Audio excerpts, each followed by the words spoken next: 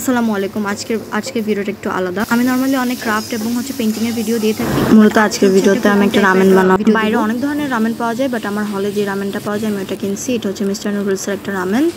তো এই চিজের flavour, normally অন্যান্য রামেনগুলো হচ্ছে অনেক ঝাল হয়, আর এই রামেনটা হচ্ছে চিজের ফ্লেভার দেখে আমি এটা নিলাম, যে ঝালের সাথে সাথে এটা একটু চিজের একটা ফ্লেভারও দিবে। আর বানানো তো আমরা সবাই জানি খুবই সিম্পল। ফার্স্টে পানি গরম করে তার মধ্যে নুডলস দিয়ে দিব। নুডলসের কেকটা কিছু সময় ফোটাবো, মানে গরম পানিতে আর কি।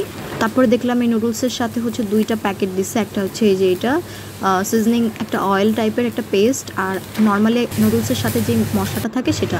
তো ফার্স্টে আমি হচ্ছে নুডলসের যে মশলাটা ওটা দিয়ে নিচ্ছি। মশলাটা দিয়ে মানে কিছু সময় রাখবো। মশলাটা দিয়ে আমি কিছু সময় রেখে এটাকে কিছু সময় কুক হতে দিব।